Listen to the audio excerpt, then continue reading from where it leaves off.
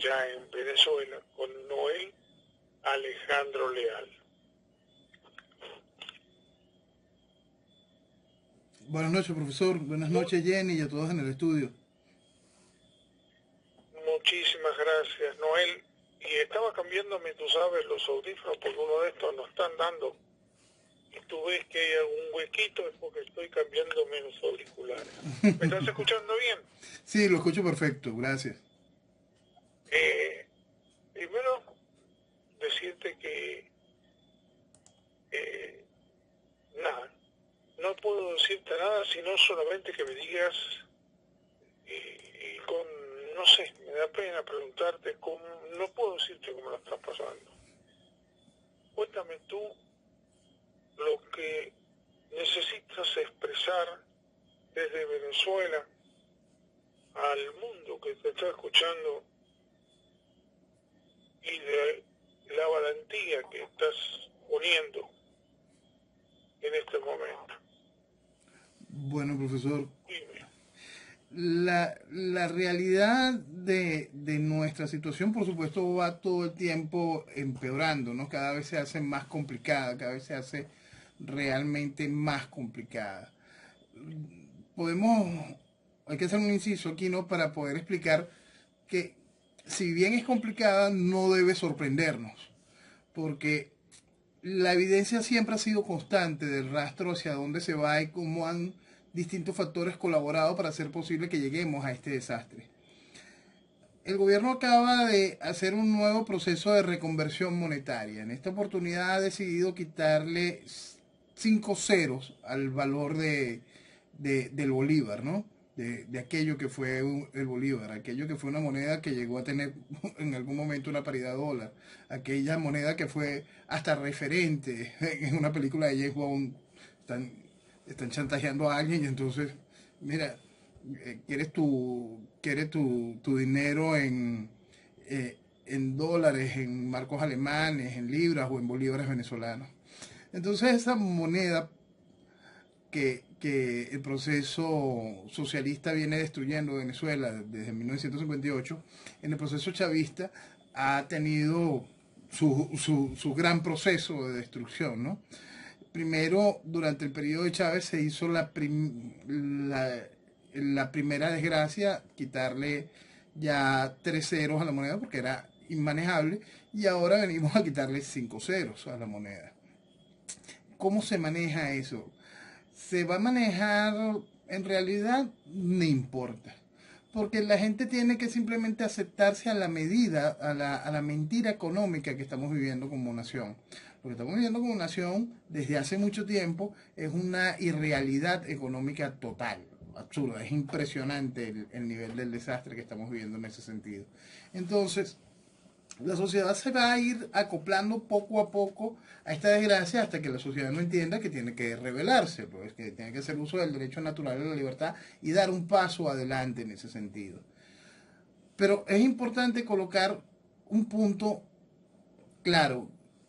Cuando se suspendió lo que iba a ser la reconversión propuesta a mediados de año de este gobierno, que era eliminar nuevamente solo 3 ceros, en este mismo programa, el día de la suspensión, un día antes, la semana en que se suspendió, se pospuso esa reconversión, dijimos claro que evidentemente la reconversión se estaba suspendiendo para poderle dar paso a una reconversión más grande y quitarle de una vez 6 ceros a la moneda. Bueno, no fueron 6, fueron 5. No fueron 6 porque se hacía matemáticamente inviable explicárselo a la población. Yo esperaba que en este desastre hicieran una reconversión de eliminarle 3 ceros sin efectivo a la gente, sin papel moneda a la gente, y que el país no tuviese papel moneda como está, como lleva tiempo estando, y después proceder de nuevo a una reconversión de 3 ceros. ¿Por qué? Porque simplemente esta reconversión de 5 ceros, este eliminar estos 5 ceros, no es algo que va a dar aire al manejo económico, al manejo, simplemente al manejo, al entendimiento de lo que la gente puede pagar, sobre todo el manejo a nivel bancario, cuando la gente estaba, cualquier cosa pasaba pasa de 20 millones de bolívares. Entonces son realidades que que se estaban haciendo imposibles de manejar en grandes números. Entonces había que hacer esto con urgencia. ¿Cómo va a afectar eso al venezolano? Vamos a colocarle un ejemplo. La primera vez, cuando se hizo la primera reconversión hace ya casi 10 años y le quitaron los primeros 3 ceros al bolívar, la gente pagaba lo que vendría a ser el costo de un pasaje, de ir en autobús, en una ruta corta, este, alrededor de 1.000 bolívares se había alcanzado la suma en aquel entonces. Y cuando hubo esa reconversión, la gente pasó a pagar un nuevo bolívar, lo que Chávez había denominado el bolívar fuerte. Por supuesto, el bolívar fuerte había nacido totalmente débil porque de eso se trata el socialismo, acabar con todo. Entonces, la gente empezó a pagar un bolívar. En este periodo, la gente está pagando por esa misma ruta corta en algunas ciudades 10.000 bolívares. Es decir, de los 1.000 que pagaba antes de que comenzara la reconversión, que ya era altísimo, colocando el valor del moneda y la referencia para lo que es un pasaje en autobús, la gente terminó pagando hoy 10.000 bolívares. Se está pagando hoy en una ruta corta alrededor de 10.000 bolívares. Con esta reconversión le quitan 5 ceros. No es que vamos a tener ni siquiera un pasaje a 10 céntimos, que es lo que entraría matemáticamente hablando. No, el pasaje se irá por lo menos a 50 céntimos. Lo cual, imagínese el nivel de aumento cuando los salarios y el ingreso de la población simplemente no va a crecer. No hay posibilidad alguna de ningún tipo de proceso de indexación, de equiparar el salario, el ingreso frente al nivel de la hiperinflación. Nosotros tenemos que tomar en cuenta que estamos en manos de un régimen que hace cada una de estas cosas para destruir, para humillar, para esclavizar, para acabar con el venezolano. No son cosas hechas a través de una estructura, de un aparato que pueda verse como necesario.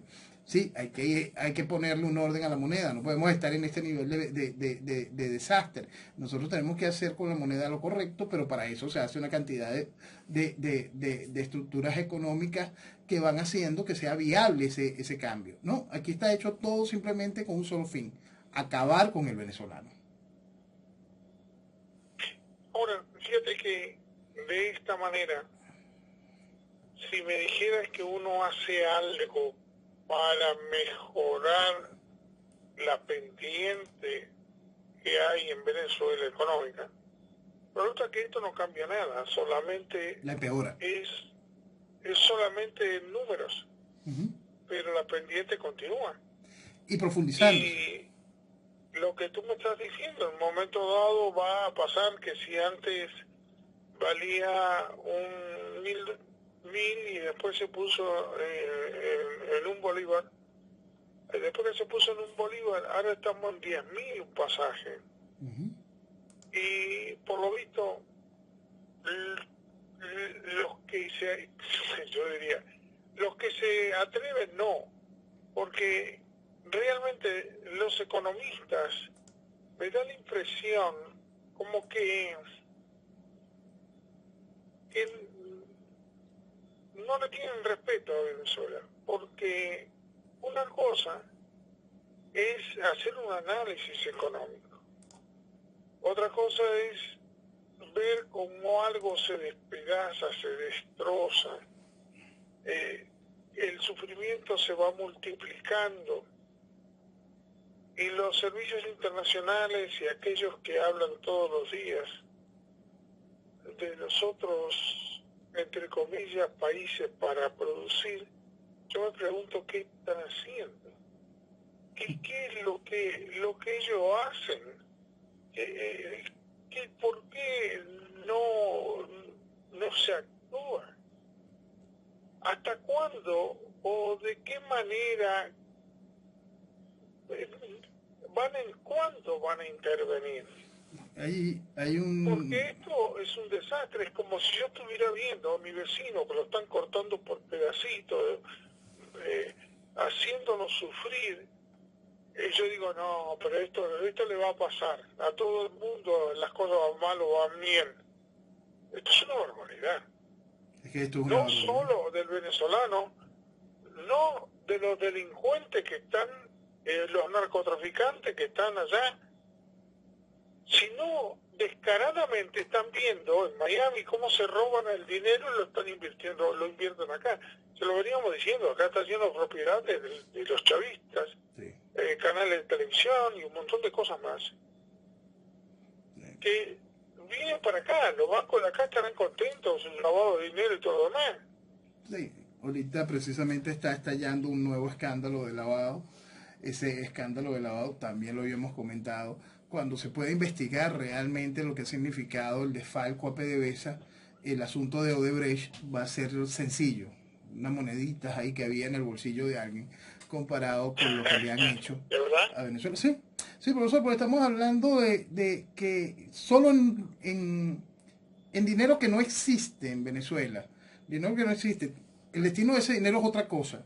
El dinero no solo se usó para el enriquecimiento y el robo, sino el dinero se utilizó para financiar el proceso de destrucción que estamos viviendo en toda Iberoamérica y más allá. Son 200 partidos de bolsillo que han ido generando caos, canales de televisión en otros países que van siguiendo una estructura ideológica, canales de radio, periódicos, periodistas. Aquí se ha comprado todo para poder generar el caos, con dinero, con el hambre del venezolano. Pero entonces cuando nosotros saquemos esa parte, lo robado solo se puede multiplicar en planes Marshall, porque el número es demasiado grande para poderle dar un orden en el entendimiento de lo regular. Entonces, si nosotros entendemos que con un plan Marshall se reconstruyó Europa después de la Segunda Guerra, empieza a multiplicarlo por lo menos por 6 para entender lo que a Venezuela le han quitado en estos últimos 20 años. No tiene cifras, no tiene medida, no se puede calcular. Ya los millones fueran como si fueran miles. Es que es un asunto de Ahora, miles de millones de dólares. Miles de millones de dólares para poder entender la dimensión de lo que se llevaron.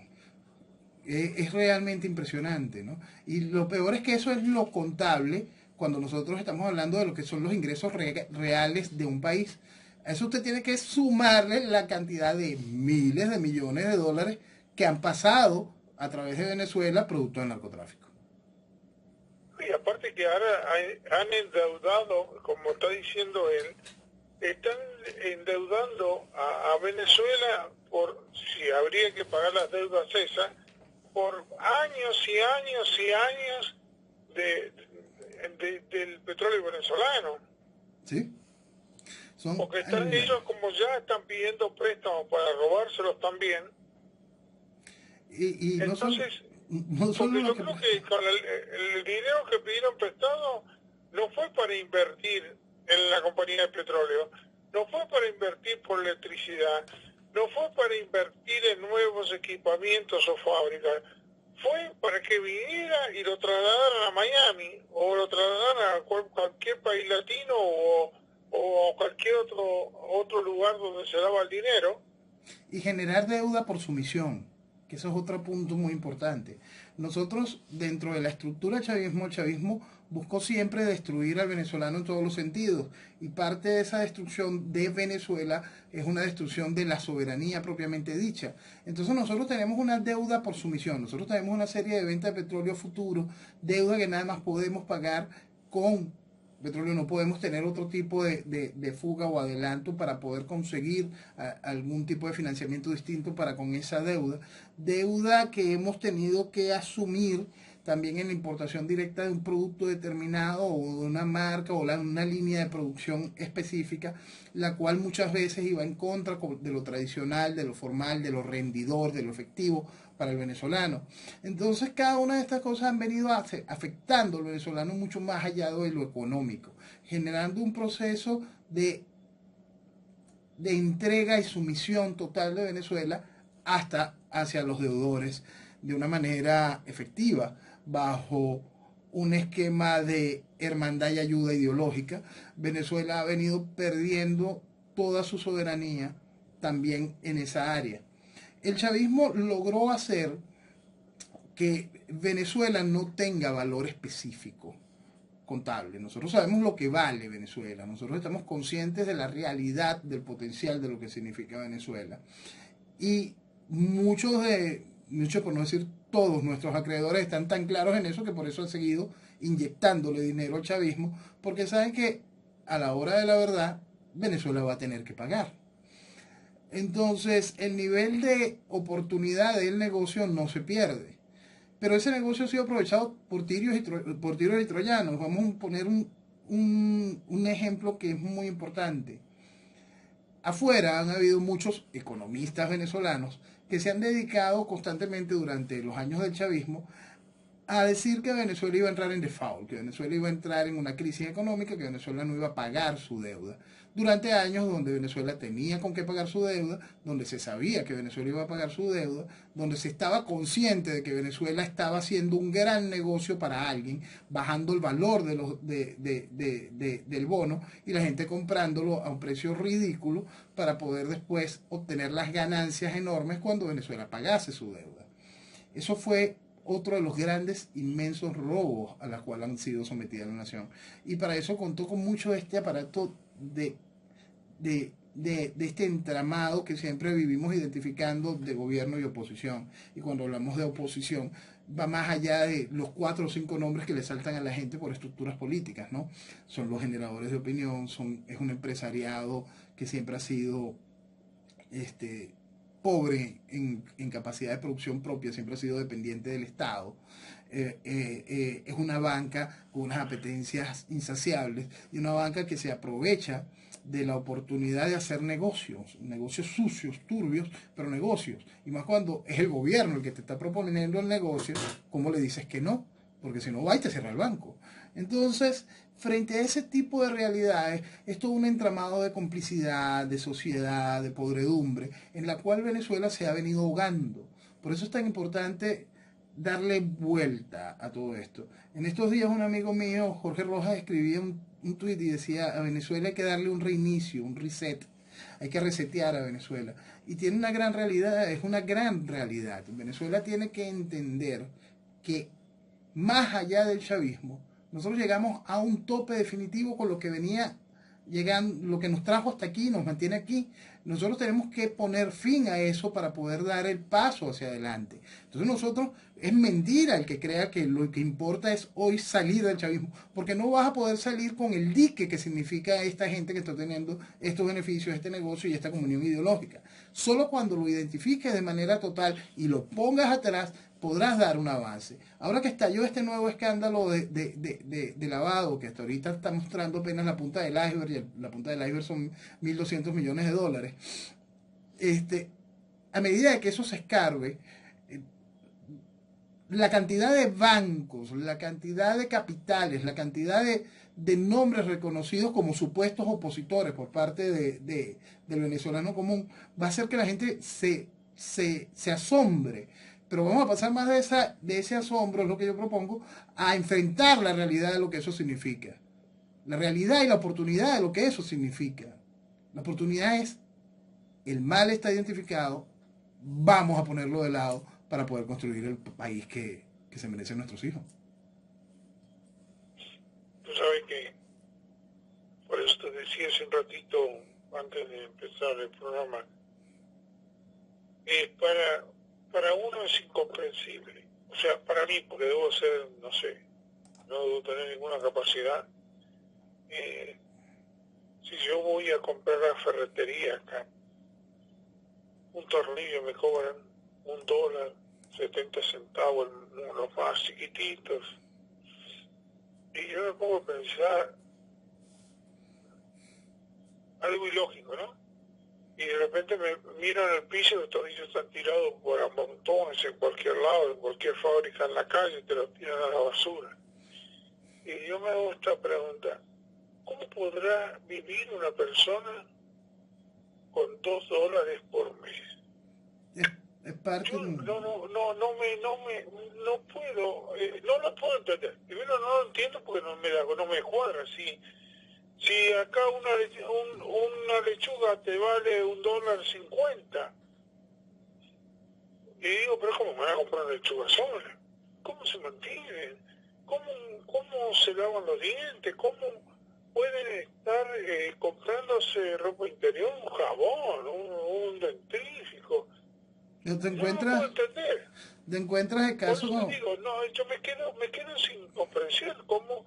Y yo te diría, disculpa, no puedo explicártelo, o para excusarme o para cualquier cosa, no puedo entender cómo se puede estar viviendo con productos que vienen comprados del exterior.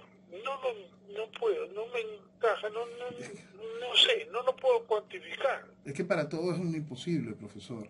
Y ese imposible cada vez se va acrecentando más, porque ahora viene la otra parte de la respuesta. La gente, al no haber identificado aún, gracias al liderazgo cómplice, dónde está el eje del problema, viene un proceso de revanchismo interno dentro de la sociedad. Entonces, eso va a traer un proceso de violencia desatada de manera abierta. Violencia que el gobierno buscará encubrir, darle una vuelta política, como si fuese un trabajo organizado. Pero lo que viene es lo que sucede cuando el hambre se desata. Entonces, ¿qué es lo que viene? Ya es la total y absoluta imposibilidad de sobrevivir. No hablemos del vivir. El socialismo tiene la particularidad de hacer que la gente se ocupe tanto de sobrevivir que no piensa que tiene derecho a vivir. Ahora venimos a la etapa donde te va a ser imposible sobrevivir. Eso es la nueva etapa que busca el proceso chavista para terminar de dejar al país con el mínimo manejable, aceptable que ellos quieren, mientras continúan destrozando y haciendo uso de lo que es Venezuela. La gente, cuando usted va a un supermercado y realiza cualquier tipo de compra, usted está viendo la cara de la persona de al lado. Y en la cara de la persona de al lado está la incredulidad, porque una persona se lleve una lata grande de algo o no, o 2 o 3 productos de algo, y él no pueda. Esa cara de incredulidad ya está cambiando a un proceso de resentimiento. Y de ahí a la acción violenta es un paso muy corto. Y eso es gracias al proceso de animalización de la sociedad en el cual el socialismo hace énfasis. La sociedad va perdiendo cualquier valor, cualquier principio. No existe ningún tipo de freno ético, y al no existir ningún tipo de freno jurídico, judicial, la gente simplemente va a avanzar en contra de la gente, porque siguen sin identificar que su problema es una ideología criminal, su problema es una estructura criminal que usa esa pistola criminal que es el socialismo para acabarlo, para matarlo. Sigue sin identificar que llegamos a esto gracias a los socios que le han dicho todo el tiempo que hay que vestir de democracia a los criminales. Que llegamos a esto por seguir oyendo cantos de sirena o mentiras sobre lo que no es viable. Cada vez que le hablan a la gente sobre estructuras en el exilio maravillosas que se basan en sus caminos a través de la Constitución de Chávez, o sobre movimientos que nacen a través de la fiscal genocida que hizo posible que todo esto tuviese un viso legal y jurídico, o cualquier otra de las mentiras con respecto a los muy buenos funcionamientos de la comunidad internacional, la cual ya hemos visto lo que hace el Tribunal Penal al recibir un criminal como Michael Moreno en su sala como orador de orden. Entonces, el país sigue sin identificar esas realidades. El país todavía está empeñado en mentirse. Y eso es lo que hace más difícil el proceso para poder traer un mínimo de estabilidad, de cambio, antes de que la marea de la animalización socialista realmente cobre cuerpo en todas las partes de nuestro país. Porque uno le está hablando mucho de la situación de Caracas, pero lo que se está viviendo en el interior de Venezuela es muchísimo peor. Están llegando a tal punto, según las informaciones que uno está obligado a informarse en este momento para poder dialogar contigo, están vendiendo a sus propios hijos. Sí. No, es que no tiene usted idea del drama, profesor. Es que cualquier imagen dantesca que usted tenga de a dónde puede llegar el proceso de degradación de una sociedad se va a quedar pequeña. Y lo muy importante es que la gente sepa y tenga conciencia de que eso está sucediendo en la principal reserva certificada de petróleo del planeta. Está sucediendo en Venezuela, en un país donde cae una semilla y nace una mata. Está sucediendo en Venezuela, en pleno Caribe, en pleno trópico. Está sucediendo no por ningún desastre natural, está sucediendo por socialismo, el mayor causante de las hambrunas modernas en toda nuestra historia moderna. Ese es el problema. Y entonces cada vez que sale alguno de estos economistas, tanto internacionales como nacionales, a brindarle algún tipo de consejo o reflexión o decirle el gobierno está haciendo esto mal, lo que debe hacer es imbécil, no es eso. Lo que está mal es el proceso socialista. Ese es el daño, ese es el cáncer, eso es lo que va comiendo un país. Y hasta que no se salga del proceso, no va a haber cambio.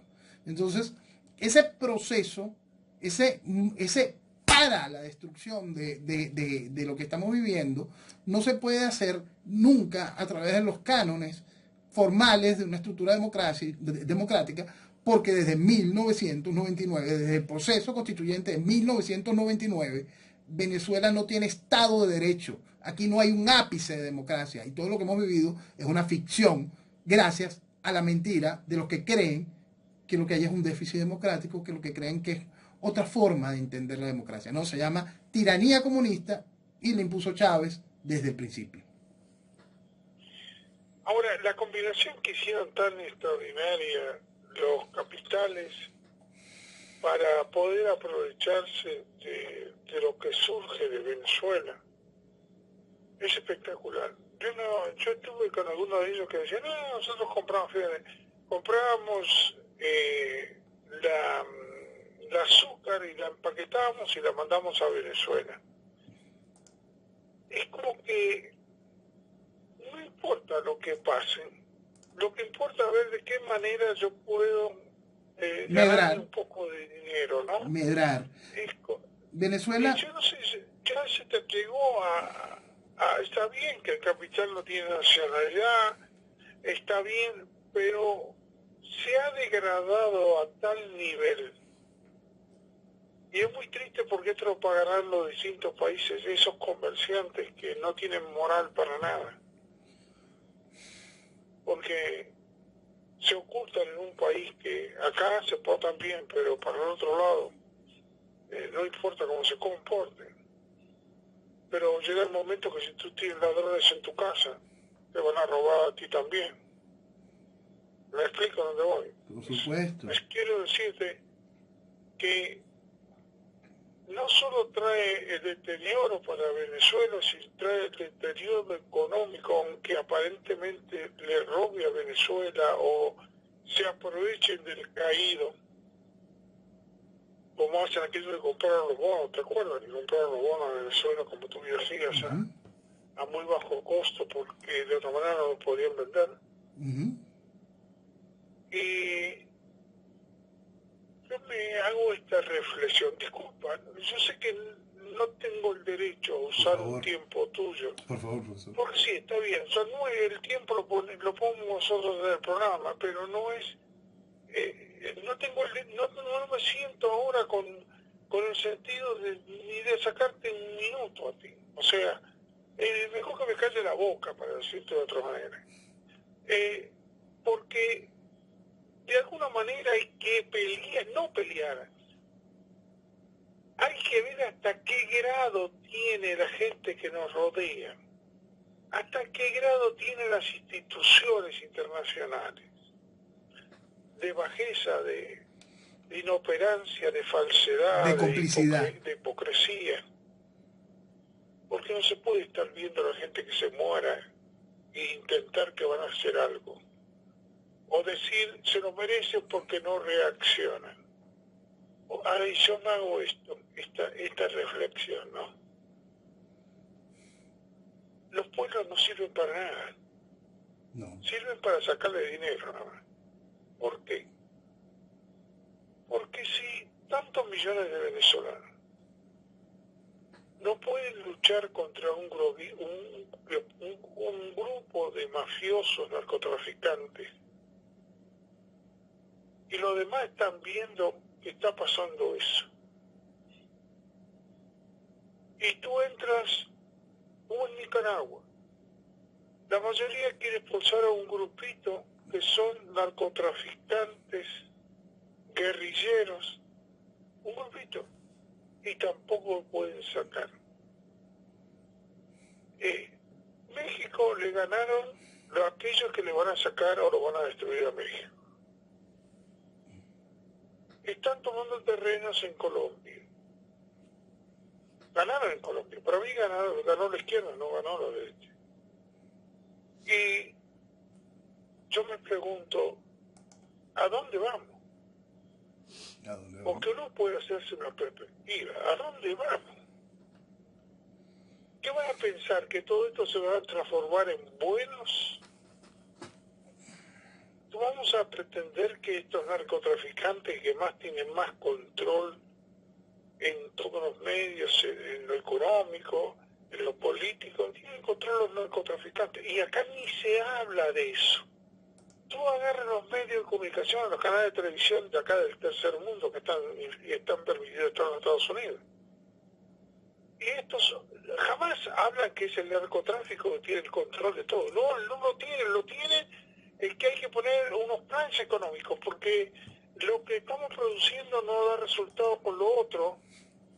Y me doy cuenta que cuando van a hacer elecciones son los narcotraficantes. Por ejemplo, Obrador está sacando a todos los que son drogadictos de la cárcel y para hacer la marihuana libre y reducirle las penas a los que negocian con la marihuana, con la droga. Lo va a sacar de la cárcel y va a reducir las condenas. Sí.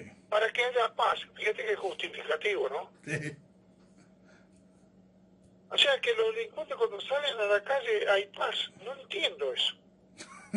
Bueno, Obrador ahí está siguiendo la doctrina Obama con respecto a eso, ¿no? Pero lo que estamos viviendo, profesor, es ese proceso de no entender la realidad. Entre el buenismo que hace posible que se suban a los cómplices de cualquiera de las situaciones más dañinas a las estructuras de poder. Lo que estamos viendo en España es una cosa realmente abismal y lo que le viene a España es terriblemente doloroso. Cuidado si nosotros estamos poniendo el ojo y ustedes en los Estados Unidos tienen que ponerlo mucho sobre México, pero lo que viene en España es una cosa realmente espantosa. Y cómo Europa lo va a manejar, cómo lo va a manejar el ciudadano español, es algo que está todavía muy lejos de entender, porque están lejos de lo que es una realidad que ya se hace evidente, ¿no? Entonces, frente a frente a ese mar de realidades evidentes, ¿por qué no se reacciona? ¿Cómo es que no se reacciona? Lo de Venezuela era absolutamente evidente y se demostró desde el primer día de la llegada de Hugo Chávez al poder, desde mucho antes de que llegara Hugo Chávez al poder. Lo de Venezuela era realmente espantoso y tiene que ver mucho con una realidad sembrada aún antes de la llegada de Chávez al poder. Hay que hacerse un paseo con respecto a lo económico, profesor, al desfalco inmenso que hubo en Venezuela en el gobierno de Jaime Lucinchi. El gobierno de Jaime Lucinchi robó tanto dinero, fue tan descarado en el robo, fueron realmente increíblemente salvajes en el robo, que cuando llegaron sus propios compañeros de partido en un gobierno aparte, en el gobierno de Carlos Andrés Pérez, el gobierno de Carlos Andrés Pérez, ADECO también, trajo a otra gente para manejar la economía, pues a una serie de tecnócratas y una gente con una visión económica distinta, y lograron hacer el cambio. Nosotros, con ese país quebrado del robo que había generado Jaime Lucinchi, bajo las conductas económicas correctas, quedó demostrado el potencial inmenso de lo que significa Venezuela, que viniendo de esa quiebra, de tener técnicamente cero en las reservas internacionales, esa estructura que se encargó de las finanzas venezolanas logró poner a Venezuela un crecimiento macroeconómico del 12% durante 3 años, hasta que Chávez y los mismos adecos acabaron con eso. Entonces,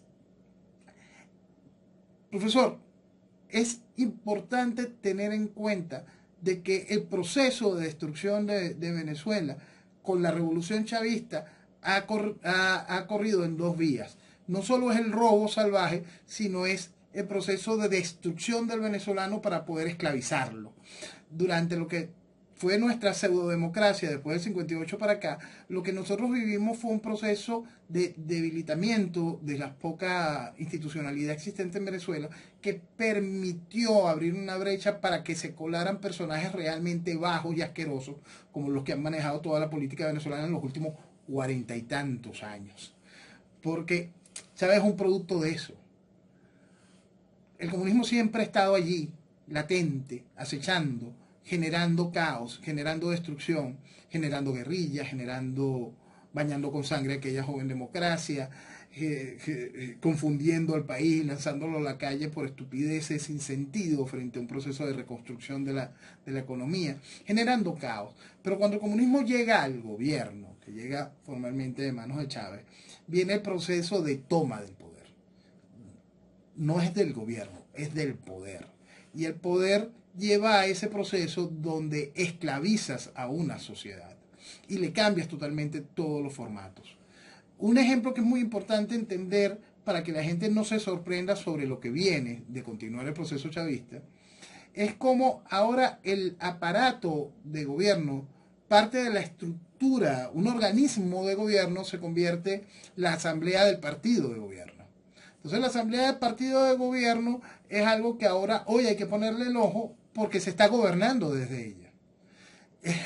La estructura de la revolución utiliza a la asamblea del partido, tal como se hace en Cuba, para ir generando las directrices totales, como si fuese ella la Asamblea Nacional, o ella la Asamblea Constituyente, o ella el mismo Ejecutivo, generando un proceso de gobierno desde la estructura de partido.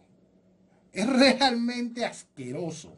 Y es un proceso que todavía nadie lo está entendiendo, pero lo están viviendo, lo están sufriendo y lo van a sufrir aún con mucha más fuerza. Porque se va legitimando poco a poco esa estructura. Esa estructura va ganando titulares, va ganando respeto, va ganando análisis y va ganando decisión. Y esa decisión, como en cualquier decisión de una estructura comunista, va en contra de la sociedad, va en contra del individuo, va en contra del ser humano. Es algo que es propio de este tipo de procesos y es lo que siempre se quiere negar. Por eso es que es tan importante insistir, profesor, en que lo que tenemos, esta horda criminal de narcotraficantes que están en el poder, usan esa pistola, el socialismo. Y esa pistola tiene una metodología, un librito que ha dejado más de 100 millones de muertos en el último siglo. Fíjate que yo me pongo a pensar no solo en un presente, porque, y tampoco quería meterme, tú sabes que siempre yo me quise meter en el futuro por dejar la libertad que en el futuro tengamos ilusiones cómo funcionará. Pero eso me baso en el resultado de el comunismo, el socialismo, comunismo que existe en Cuba. El hombre cubano lo destrozaron. No destrozaron la economía de Cuba solamente. El hombre cubano educado en Cuba está distorsionada su moral, el alcoholismo a paso gigantado, no le interesa la política, no es responsable al no interesarle la política del lugar donde vaya a vivir. Es un hombre que está distorsionado en el inconsciente, no a nivel consciente. No quiere decir que habrá algunos que no, pero tú con ese nivel de mente no puedes generar la armonía en un país.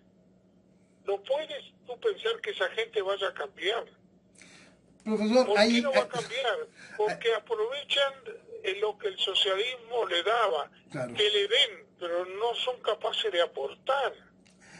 Por eso es que los cambios no se basan en la gente, sino se basan en vanguardias.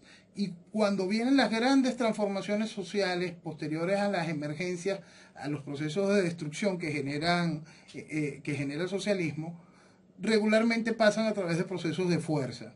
No es lo mismo desmontar un proceso de fuerza de derecha que se ha desvirtuado o de derecha que tuvo que tomar la estructura de poder a través de las armas y mantenerse frente a ellas por el enemigo interno, que desmontar un proceso comunista. Si usted desmonta un proceso comunista, como pretenden desmontar este, sin la imposición de una transición ejecutada por la fuerza, lo único que está haciendo es barnizar el desastre que viene mañana. Porque esa sociedad quedó destruida. Esa sociedad quedó destruida. Y esa sociedad tienes que reorganizarla. Y la reorganización de una sociedad, lamentablemente, quien quiera decir lo contrario, se está mintiendo. La reorganización de una sociedad destruida pasa por un proceso de orden y de fuerza, de hacer una gran cantidad de cosas que la gente no va a querer hacer. Fíjate, porque yo teníamos el ejemplo. Por ejemplo, en Cuba, la gente no se mete en el trabajo para robar las cosas, no para ganar un salario. Lo que vive es del robo al gobierno, y de esta manera adquiere una conducta distorsionada completamente. Y entonces tú dices, pero todo esto, el hombre va, desde que nace chiquitito, se le va programando de esta manera que sea un ladrón, ¿sí? Sí. ¿Y esa sociedad cómo la arreglas? Porque le das un buen salario. No. Ya viene programada, ya queda programada, y después de los 13, 14 años que todo eso, queda programada de por vida. Y por eso es que pasa por este tipo de procesos. Es un asunto que la historia lo ha marcado tanto, y el ejemplo quizás más resaltante de todo lo tenemos, es moderno, está aquí, se llama Singapur. Singapur era un lupanar, por Dios. Singapur era la cosa más abyecta que se pueda tener. Imagínense esa sociedad, hasta que decidieron cambiar. ¿Y quién decidió cambiar? Esa isla-estado tomó, y no fueron ni 100 personas las que tomaron la decisión de cambiarla. Y la cambiaron. Y la cambiaron porque se tomó una decisión. Y esa decisión se respetó. Y esa decisión ganó un respeto internacional porque esa decisión era la correcta. Y esa decisión mostró la transformación y muestra hoy una bandera. La bandera del progreso, del desarrollo, de la seguridad. Esa bandera que puede brindar la libertad. Pero esa libertad a la que muchos no les gustan porque quieren libertinaje. Esa libertad que te dice no puedes comerte un chicle porque vas a ensuciar. Y no es que digas que no vas a ensuciar. No, es que te lo prohíbo porque sé que lo vas a hacer. Y aunque no te guste, queda prohibido. Y esa es una realidad que la gente le tiene miedo. Para mí me da risa cuando escuchaba ayer escuchaba a un venezolano como a un nicaragüense diciendo, no, esto no lo podemos hacer porque esto no es democrático. Pero como tal, te juro, lo decían así, no, esto lo estuvimos estudiando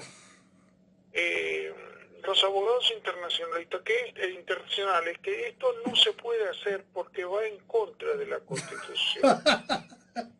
Lo otro no se puede hacer, así que estamos estudiando a ver si ponemos un referéndum, porque el referéndum sí está dentro de la Constitución, pero ustedes lo propusieron.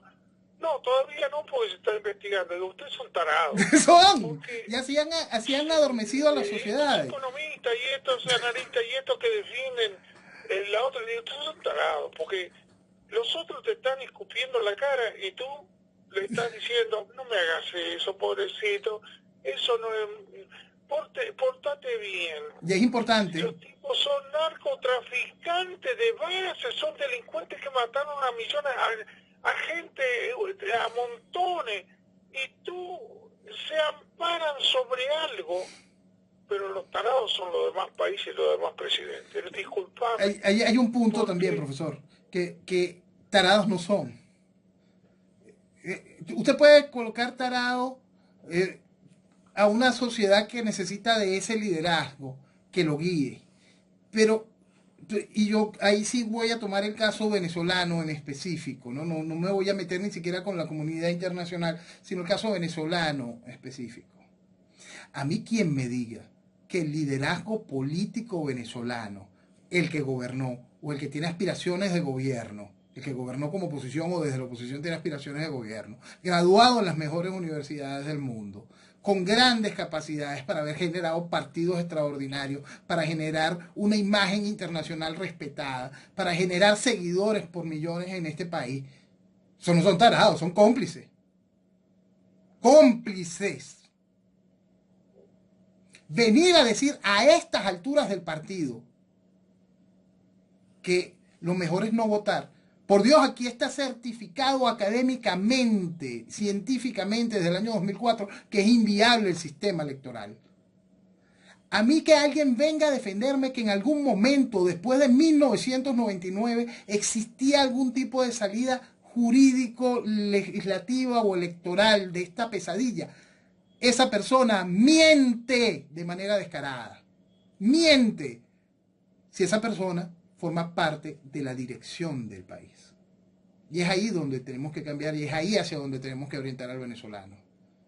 Porque está bien que el ciudadano común no tenga conciencia de eso y requiera de ese liderazgo, pero ese liderazgo está en la capacidad de entender que aquello era un imposible. Y lo único que hizo fue mentir, mentir, mentir, mentir. Es que se nota que lo que están, como bien tú lo dices, esto que parecen defender y lo encuadran dentro de ser bueno con el tipo que te está poniendo una pistola en la cabeza, no lo entiendo. O existe una clase de mente intelectual o aquellos sabiondos que están en otro mundo, no aprendieron bien las lecciones. No, la aprendieron muy bien. Yo me río cuando viene una especialista que me dice, mira, los pueblos no se rebelan por más que tengan hambre, que vean matar sus hijos, que maten su futuro, no se rebelan. Entonces yo me hago esta apreciación. Disculpame, mi querido amigo. Los pueblos no sirven para nada, sirven para manipularlos. Sirven para manipularlos, porque para eso está el liderazgo. Entonces esta cantidad de millones que no reaccionan y son manipulados por un grupito, quiere decir que no sirven. Para eso han venido años. No tienen, tú no puedes defender porque ellos no tienen capacidad de, no, tienen que ser conducidos. Es triste lo que te estoy diciendo. Pero es una verdad, profesor. A la mayoría de los que estoy viendo. Es una verdad tan sencilla y tan evidente que es lo que hace que haga uno otra pregunta.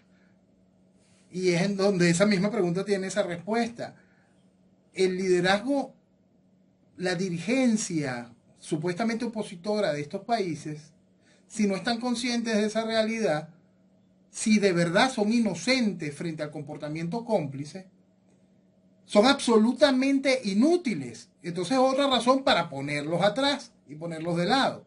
La sociedad necesita liderazgo correcto para llevarlo adelante. Son años de la destrucción del individuo. Eso no lo podemos curar de un día para otro. Ese individuo que dejó de respetarse a sí mismo no puede entender ni siquiera la necesidad de defender lo suyo y a su familia. Y menos podrá entender nunca lo que significa la soberanía de su nación. No tiene la capacidad de entenderlo porque como individuo fue anulado.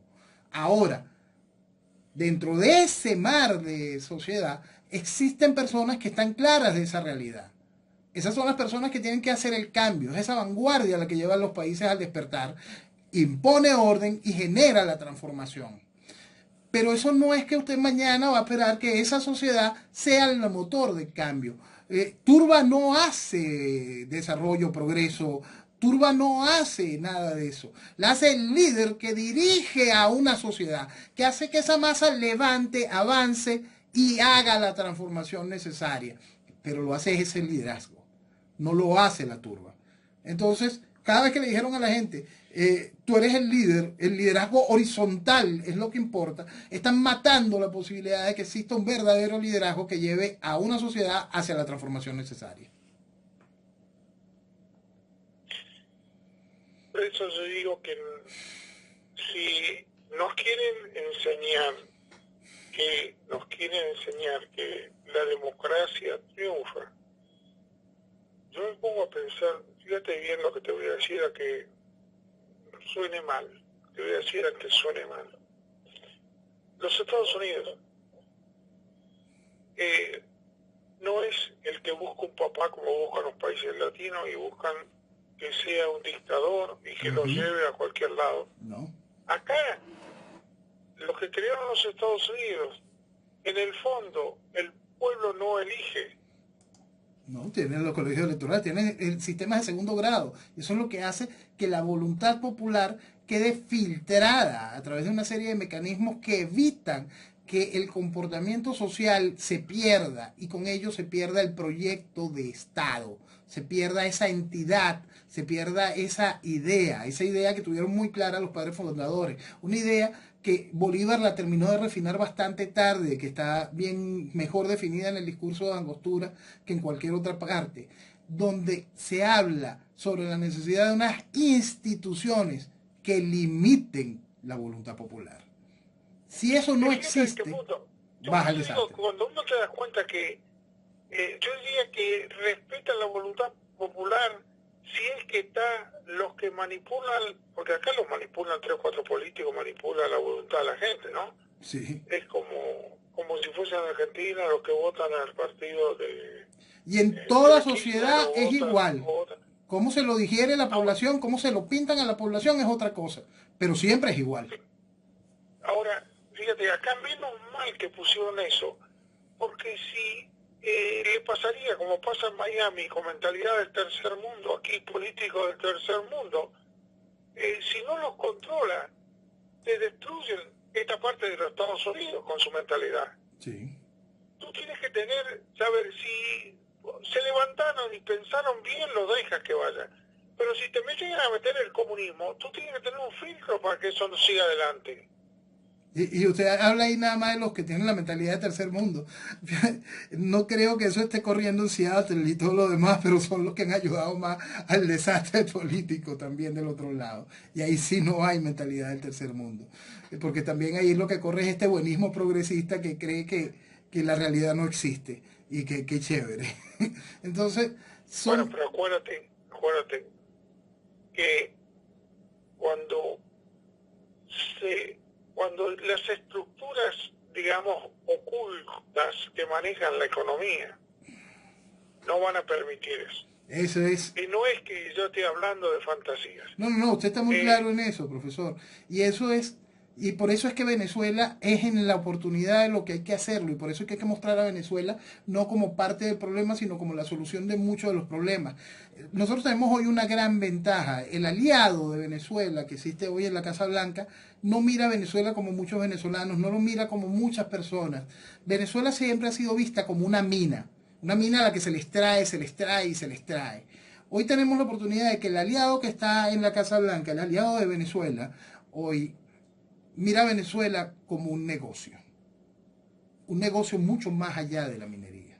Cuando los venezolanos aprendamos que ese negocio nos pertenece, nuestro aliado se convierte en socio, y en socio para la producción del más importante producto, el producto que asegura todo lo demás, el socio de la libertad. Mi querido, terminamos el horario, nos pasamos, pero todo el cariño y te quiero, nada más. Un abrazo grande para ti y para tu madre. Gracias, profesor. Gracias a todos. Muy buenas noches.